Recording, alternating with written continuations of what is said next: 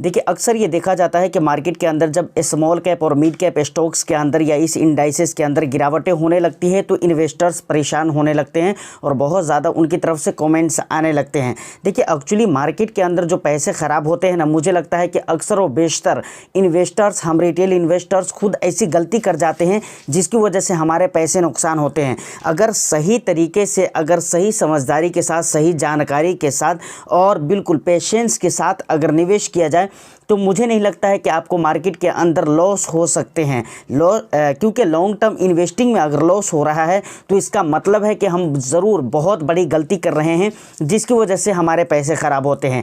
देखिए क्या क्या गलती होती है उसके ऊपर हम बात करेंगे। एक पोर्टफोलियो भी मेरे पास आया है और उसको जब मैंने देखा है तो मैं इस वीडियो को बना रहा हूँ, समझ रहे हैं ना। तो उस पर हम डिटेल्स में बात करेंगे। ऐसे कई सारे कमेंट्स भी आ चुके हैं कल की गिरावट को लेकर, तो हम डिटेल्स में बात करेंगे। तो वीडियो बहुत ही ज़्यादा इंटरेस्टिंग होने वाली है। एक लाइक कर दीजिए, शेयर कर दीजिए। चैनल को अगर अभी तक आपने सब्सक्राइब नहीं किया है तो चैनल को भी ज़रूर सब्सक्राइब कर लें, क्योंकि इस तरह के इंटरेस्टिंग कंटेंट मैं आपके लिए लेकर आता रहता हूं। देखिए कल की अगर गिरावट की बात करें तो मार्केट जिस टाइम पे गिर रही थी उस टाइम पे मैंने आपको अपने टेलीग्राम चैनल पे इन्फॉर्म किया था, लेकिन वहां पर मैंने ये भी कहा था कि भाई कुछ खास मूवमेंट नहीं देखने को मिल रहा है, तो आप अभी वेट करें और नज़र बना कर रखिए। अगर आपको ऐसा लगता है कि लास्ट टाइम पे उस हिसाब किताब की गिरावट हो रही है तो गिरावट के हिसाब से आप लमसम वगैरह या जो भी पैसे वगैरह लगाना हो तो वो आप लगा सकते हैं। देखिए आज जो मेरे पास पोर्टफोलियो आई है वो राजेश कुमार जी की तरफ से, समझ रहे हैं ना। इनकी पोर्टफोलियो में 3-4 फंड है जो कि स्मॉल कैप और मिड कैप कैटेगरी के फंड है, बस 2 ही कैटेगरी के फंड है और चारों ही फंड के अंदर 500-500 रुपये की SIP हो रही है।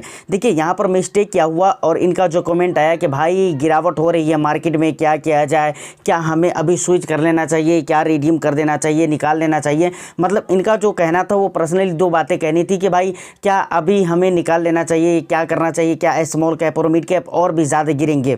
देखिए सबसे पहले एक बात को आप सोचिए, बराबर मैं बोलता हूं कि जब भी आप अपनी पोर्टफोलियो बनाते हैं तो वहां पर आपको अपनी डाइवर्सिफिकेशन और अपने रिस्क एपिटाइट को हमेशा याद रखना चाहिए कि आप किस हिसाब किताब का रिस्क ले सकते हैं, उसी हिसाब किताब से आपको फंड ऐड करने की ज़रूरत होती है। दूसरी बात, जिस हिसाब किताब का आप रिस्क ले सकते हैं उसके अंडर में रहते हुए आपको डाइवर्सिफाइड रखना है अपनी पोर्टफोलियो को। अब देखिए यहाँ पर एक बात और भी गौर करने वाली है, इनकी पोर्टफोलियो में सिर्फ टोटली 4 फंड्स हैं और 3 स्मॉल कैप कैटेगरी के, 1 मिड कैप कैटेगरी के है, समझ रहे हैं। उनकी तरफ से ये जो कमेंट आ रहे हैं इसका मतलब है इनको लग रहा है कि भाई मैंने अपने रिस्क एपिटाइट से ऊपर उठकर ज़्यादा रिस्क लिया हुआ है, समझ रहे हैं। इनको डर है कि भाई मार्केट में कहीं भयानक वाली गिरावट हो गई तो मेरे बहुत ज़्यादा पैसे ख़राब हो जाएंगे। और चारों ही फंड के अंदर 500-500 रुपये की SIP चल रही है। देखिए अब यहाँ पर एक बात और भी गौर करने वाली है कि मुझे लगता है कि हिस्सा लगाने की कोई ज़रूरत नहीं है। जैसे अगर आपकी पोर्टफोलियो में 4 से 5 फंड है तो वहाँ पर 500-500 रुपये की SIP या 1-1 हज़ार रुपये की SIP या 2-2 हज़ार रुपये की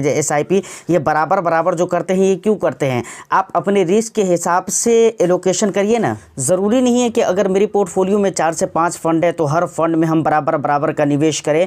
मानकर चलिए आपके पोर्टफोलियो में 2 फंड है, इसको इस एग्जाम्पल से आप समझ सकते हैं कि अगर आपके पोर्टफोलियो में 2 फंड है, एक लार्ज कैप और एक स्मॉल कैप कैटेगरी के, तो आप देखिए कि अगर बहुत ज़्यादा रिस्क आप नहीं ले सकते हैं तो आप अपने ज़्यादातर अमाउंट को लार्ज कैप के अंदर डाल सकते हैं। और अगर आपको ऐसा लगता है कि नहीं मैं बहुत ज़्यादा रिस्क ले सकता हूं तो आप अपने ज़्यादातर अमाउंट को स्मॉल कैप के अंदर डाल सकते हैं। तो इस हिसाब किताब से आपको एलोकेशन करना चाहिए। तो देखिए कहने का मतलब ये भी है कि हम रिटेल इन्वेस्टर्स को जब भी नुकसान होता है तो कहीं ना कहीं हमारी गलती इन्वॉल्व ज़रूर होती है।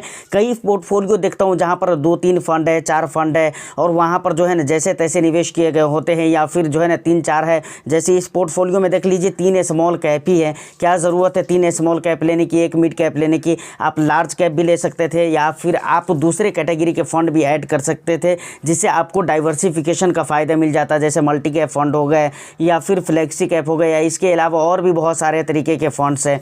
या नहीं तो कई मरतबा ऐसा देखता हूँ कि गैर ज़रूरी फंड, मतलब बहुत ज़्यादा सेक्टरल एंड थेमेटिक फंड, उसके बाद funds of fund, international fund, इस तरह के फंड बगैर मतलब के ऐड करके रखते हैं। देखिए मुझे कहने का मतलब ये है कि भाई गैर ज़रूरी फंड भी आपको नहीं रखना है और ज़रूरत के तहत फंड भी आपका रखना ज़रूरी है। ज़रूरत के तहत फंड रखने का मतलब है इतना फंड आप ज़रूर रखिए जिससे आपका डाइवर्सिफिकेशन बिल्कुल अच्छे तरीके से पॉसिबल हो, समझ रहे हैं।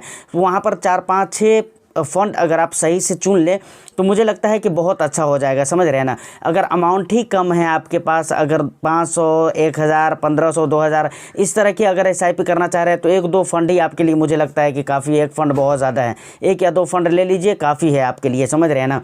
तो ये कहने का मतलब है। अब बहुत सारे लोग क्या कहते हैं, देखिए अभी से लगभग महीना 1.5 महीना पहले मैंने एक वीडियो बनाया था जहां पर मैंने आपको ये बताया हुआ था कि भाई इस तरह के म्यूचुअल फंड में आपको निवेश नहीं करना चाहिए।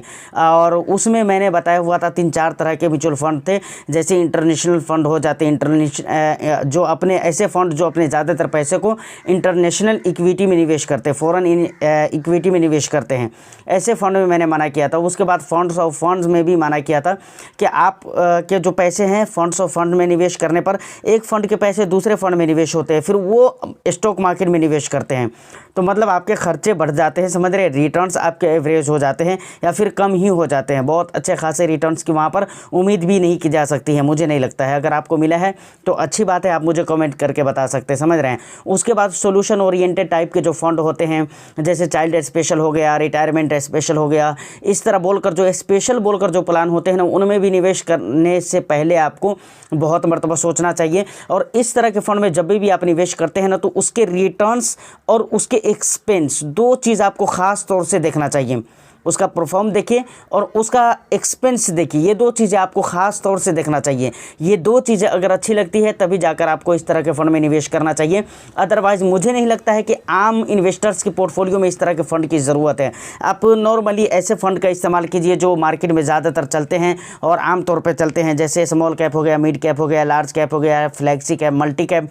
तो इस तरह का फ़ंड का आप यूज़ करें, समझ रहे हैं ना। यहाँ पर आपको प्रॉफिट भी होंगे और अगर आपके पोर्टफोलियो में अच्छी डाइवर्सिफिकेशन का ख्याल रखा गया है तो इस तरह के जो सवाल आते हैं थोड़ी बहुत सी गिरावट पे कि भाई मार्केट अभी और तो नहीं गिरेगा, क्या होगा, नहीं होगा, पैसे ख़राब हो जाएंगे, तो इस तरह के सवाल आने बंद हो जाएंगे और इस तरह के जो कन्फ्यूज़न चलते रहते हैं माइंड में ना, वो सब चलना बंद हो जाएगा, समझ रहे हैं ना। जबकि हाल फिलहाल की अगर मैं बात करूँ तो मुझे तो लगता है कि मार्केट में गिरावट होने के चांसेस ज़्यादा है, क्योंकि स्मॉल कैप और मिड कैप काफ़ी ज़्यादा ओवर वैल्यूड है, समझ रहे हैं ना। और इससे पहले भी एक वीडियो में मैंने इस बात को भी बताया था कि 10 से 15% जब तक मार्केट करेक्ट नहीं हो जाए, मुझे नहीं लगता है कि बिल्कुल सही राइट टाइम आएगा, क्योंकि वो टाइम आएगा अगर 10 से 15% तक ये करेक्ट होती है मार्केट या इससे प्लस में, तो यकीनन वो टाइम आएगा जहां पर इन्वेस्टमेंट करने का फिर बहुत ज़्यादा मज़ा आएगा, समझ रहे हैं ना। अब यहां पर 10 से 15%, 20% आप सुनकर हो सकता है कि घबरा जाएं, लेकिन घबराने की ज़रूरत नहीं है। हकीकत यही कि इंडियन स्टॉक मार्केट अभी काफ़ी ज़्यादा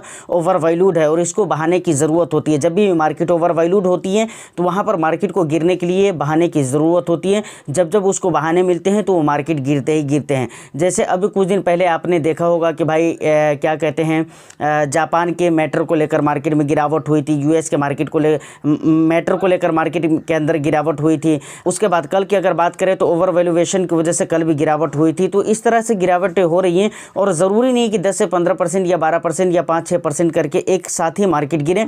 आराम से थोड़े थोड़े करके मार्केट गिरेगी, लेकिन गिरना भी ज़रूरी है क्योंकि बहुत ज़्यादा ओवर वैल्यूड है, ख़ासतौर से स्मॉल कैप और मिड कैप। तो यहाँ पर आप सोच कर देख सकते हैं कि अभी 1-8% पूरी तरह से 1% भी कल मार्केट नहीं गिरी थी। स्मॉल कैप और मिड कैप गिरावट तो हो गई थी, लेकिन बाद में रिकवरी हो गई।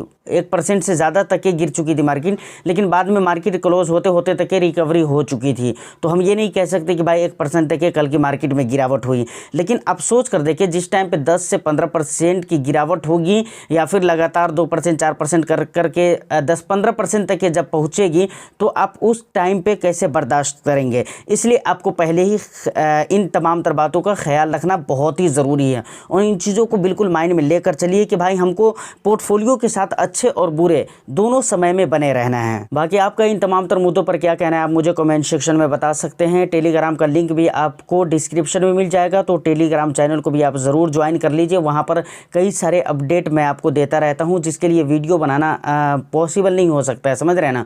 छोटी बात होती है लेकिन बहुत ज़्यादा इंपॉर्टेंट होती है, तो वो सारे अपडेट मैं आपको टेलीग्राम चैनल पर देता रहता हूँ। उम्मीद करता हूँ कि ये वीडियो आपको अच्छी लगी हो तो एक लाइक कर दीजिए, शेयर कर दीजिए। चैनल को अगर अभी तक आपने सब्सक्राइब नहीं किया है तो चैनल को भी ज़रूर सब्सक्राइब कर लें। मैं फिर मिलता हूँ किसी नेक्स्ट एंड इंटरेस्टिंग वीडियो में। जब तक के लिए all the best. Thank you for watching.